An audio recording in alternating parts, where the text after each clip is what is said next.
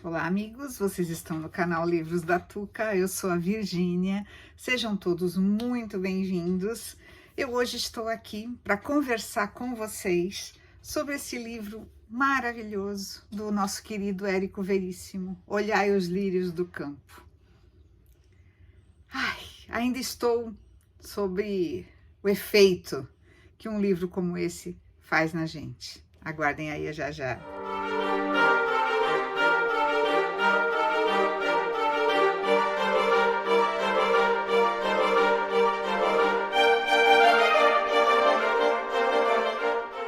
Estive pensando muito na fúria cega com que os homens se atiram à caça do dinheiro.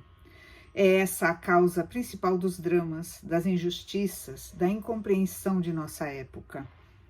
Eles esquecem o que tem de mais humano e sacrificam o que a vida lhes oferece de melhor, as relações de criatura para criatura. Os homens deviam ler e meditar esse trecho do Sermão da Montanha, principalmente no ponto em que Jesus nos fala dos lírios do campo, que não trabalham nem fiam, e, no entanto, nem Salomão, em toda a sua glória, jamais se vestiu como um deles. Está claro que não devemos tomar as parábolas de Cristo ao pé da letra e ficar deitados à espera de que tudo nos caia do céu. É indispensável trabalhar, pois um mundo de criaturas passivas seria também triste sem beleza. Precisamos, entretanto, dar um sentido humano às nossas construções. E quando o amor ao dinheiro, ao sucesso, nos estiver deixando cegos, saibamos fazer pausas para olhar os lírios do campo e as aves do céu. Esse trecho vocês encontram aqui no livro, na página 153. Eu quis começar lendo esse trecho para vocês verem a magnitude, né, dos pensamentos, das reflexões que esse livro nos dá. Não é à toa que Érico Veríssimo se consagrou como escritor a partir do momento em que ele publicou esse livro, em 1938, gente. E ele continua atual até hoje. Continua um campeão de vendas até hoje. Trata-se da história de um rapaz chamado Eugênio, ou Genoca, que era o apelido dele, familiar. Começa desde quando ele era criança, ou seja, praticamente um romance de formação, né?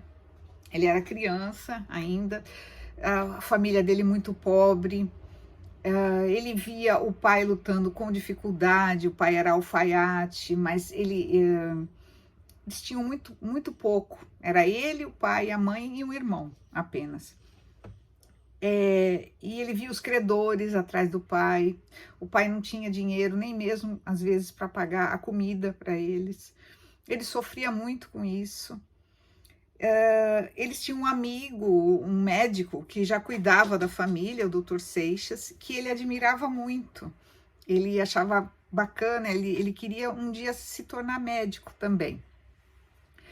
Bom, o tempo foi passando, ele foi um menino sempre muito tímido, se sentia muito humilhado no colégio, todos riam dele porque ele andava mal vestido, ele não podia comprar determinados livros, não podia estudar como os outros, porque a família dele era muito pobre. O tempo foi passando e esse menino foi se formando, né? Foi evoluindo a sua maneira de ser, e ele decidiu que ele ia ser médico. Os pais fizeram das tripas coração para que aquele menino estudasse. Só que ele, infelizmente, tinha vergonha de sua origem. Tinha vergonha de falar que o pai era super humilde, que a mãe era super humilde, e até escondia isso dos colegas da universidade. É uma parte muito triste, né, que eu achei. Um dia ele tá com os colegas riquinhos na rua, caminhando, e o pai vem vindo. O pai para falar com ele e ele passa direto, como se não conhecesse aquela pessoa humilde que ali parou. Eu achei isso muito triste. Pensei assim, nossa, esse rapaz vai sofrer muito ainda na vida. Bom, o tempo passa, ele se forma médico, e há uma moça na mesma classe que ele, que se chama Olivia, que se forma ao mesmo tempo. E eles têm que começar do zero, né? Porque eles não tinham como ter um consultório nem nada, né? E eles passam a trabalhar juntos num hospital simples. E aquele começo difícil, como é difícil para qualquer profissão que a gente escolha, né? Sendo que você veio de origem humilde. E os dois são muito amigos, só há amizade entre eles, mas no fundo, a gente percebe que há um certo interesse, né, amoroso. O tempo vai passando, os dois acabam se relacionando, mas ainda eles não se, como direi, não se consideram namorados ou não pensam no futuro, porque o Eugênio, ou Genoca, ele tem muita ambição. Como ele foi muito pobre, ele quer se tornar um médico de renome, ele quer subir na vida, ele quer poder usufruir, do bom e do melhor, entre aspas, que a vida nos dá, né? Morar numa casa chique, carro, viagens, né? Comida e bebida à vontade, esse tipo de coisa. E ele, nesse meio tempo, ele acaba conhecendo a filha de um ricaço lá da cidade, né? A Eunice, e ela fica interessada nele. E a princípio ele tá meio assim, veja como é o destino, né? Nessa mesma época, a Olivia vai trabalhar numa outra cidade por um tempo. E ele acaba saindo com a Eunice, conhecendo melhor, vendo o estilo de vida dela, ele vendo que era aquilo que ele queria para ele. Ele acaba pedindo para namorar com ela e eles, até o tempo vai passando, ele decide se casar com ela. E aí, a Olivia ainda está nessa outra cidade. A Olivia volta, ele manda uma carta para ela, e a Olivia volta, e ele tem uma conversa definitiva com ela, e ela, como sempre, muito madura, muito, direi, como assim?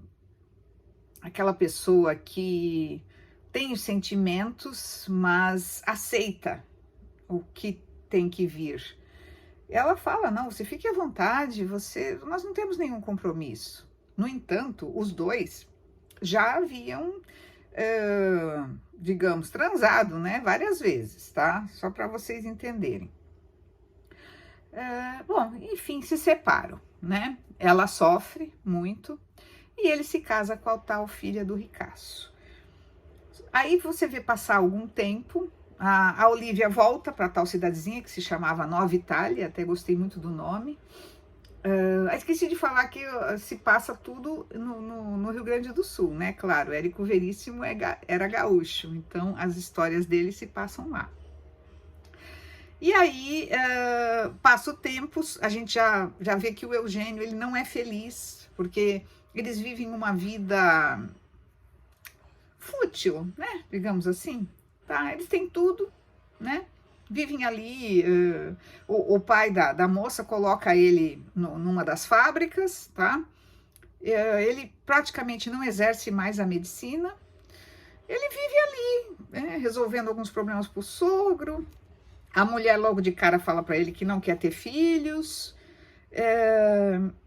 e ele é obrigado a aceitar. Ele vive meio que de cabeça baixa, porque ele não conseguia superar as humilhações pelas quais ele passou quando criança e quando jovem, e aquilo acaba fazendo parte da personalidade dele, sabe? Ele sofre, a gente percebe que ele sofre, porque ele não ama a Eunice, e ela trata ele meio que como um capacho também. E até que um belo dia, ele não está se sentindo feliz nem nada, ele acaba arrumando uma amante, né, que é a mulher de um outro ricaço que se relacionam com eles. Mas nela ele também não encontra o que ele procura. E aí, um belo dia, ele recebe um telefonema avisando que a Olivia está muito doente. E ele fica desesperado quando ele ouve esse telefonema. Ele sai de casa e vai até onde ela se encontra, né? No hospital.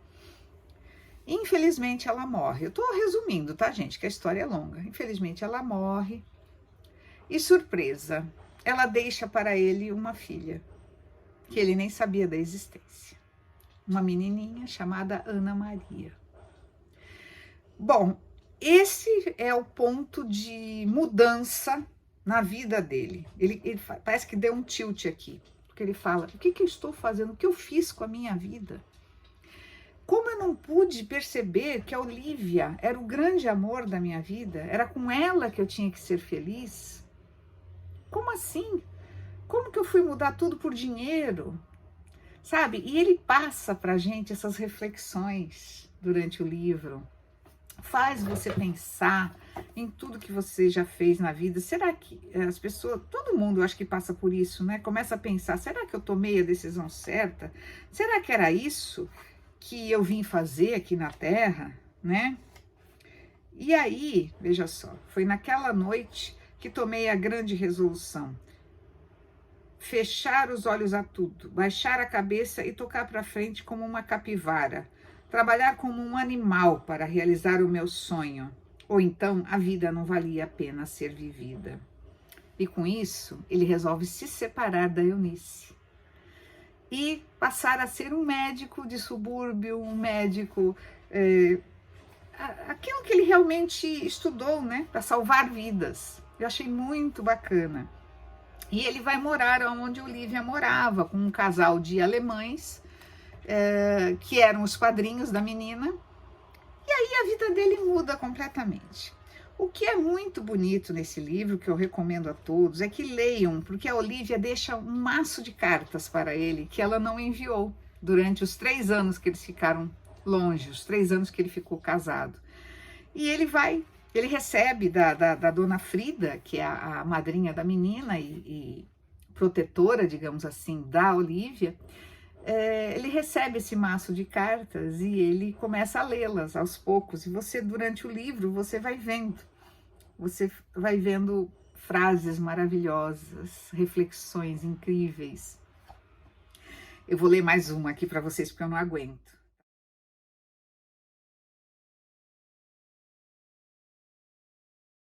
Tá? Tu uma vez comparaste a vida a um transatlântico e te perguntaste a ti mesmo: estarei fazendo uma viagem agradável? Mas eu te asseguro que o mais decente seria perguntar: estarei sendo um bom companheiro de viagem? Realmente, os homens em geral eram maus companheiros de viagem.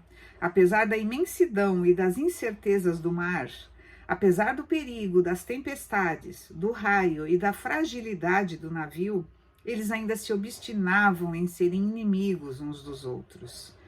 O sensato seria que se unissem numa atitude de defesa e que se trocassem gentilezas, a fim de que a viagem fosse mais agradável para todos. Gente, olha que trecho lindo, belíssimo para nos fazer refletir. Vocês concordam comigo? Se o ser humano fosse menos egoísta, pensasse menos na matéria e mais no espiritual, pensasse mais das pessoas puras de coração que estão à sua volta, do que a ilusão, né, digamos assim, da matéria, a ilusão de ter bens, de possuir bens, o mundo seria muito melhor. Eu não digo que a pessoa precisasse ser pobre, não ter nada, né, não ter nem o que comer. Não, não é por aí. Lutar, trabalhar, sim, mas ao mesmo tempo observar os que estão à sua volta, os necessitados, não é verdade? A própria família. Muitas vezes a necessidade não é só material, necessidade é de carinho, é de atenção, é de amor. Ele mesmo faz reflexões sobre a vida dele, o quanto ele deveu para os pais, para o sacrifício dos pais, e ele não reconhecia, sabe? E tudo muito bonito nesse livro, gente. Eu já havia lido quando eu era muito jovem, tipo, sei lá, 16, 17 anos por aí, e eu me lembro que eu me encantei com esse livro. Eu tenho o meu volume velhinho até hoje, eu acho que tá lá no sítio. Era até de capa dura, mas era daqueles que saía na banca, sabe? Eu não tinha muita condição de ter muito livro, acho que eu já comentei com vocês, que eu também vim de família muito humilde. E a gente não... Meu pai dava uns livrinhos para mim, sempre me incentivou, mas não era aquela coisa, né? Eu nunca pude ter uma biblioteca. Por isso que hoje eu tenho. E ainda tá em formação. Não parei, não. Pretendo ter muito mais. Mas era isso, gente. Eu não vou contar a história toda, praticamente contei tudo para vocês, mas é uma história linda e que a gente se emociona, a gente até chora. Eu até chorei um pouco em alguns trechos, tá? Recomendo muitíssimo. Para quem ainda não conhece, conheça a obra de Érico Veríssimo, toda a obra dele, que é maravilhosa. Eu pretendo ler O Tempo e o Vento, que eu não li até hoje. Eu sei que são vários volumes, mas eu ainda vou ler. Era isso, gente. Olha quem tá aqui no meu colo o tempo inteiro querendo aparecer. Feliquito. Olha lá, fala oi pro pessoal, Feliquito. O pessoal tá com saudade de você, meu amor. Feliquito andou meio doentinho, gente. Ele saiu umas coceiras aqui no pescocinho dele. Eu ainda tô cuidando, ele tá bem melhor. Mas ele caiu o pelo, sabe? Mas não era sarna, não, porque os meus gatos não saem de casa.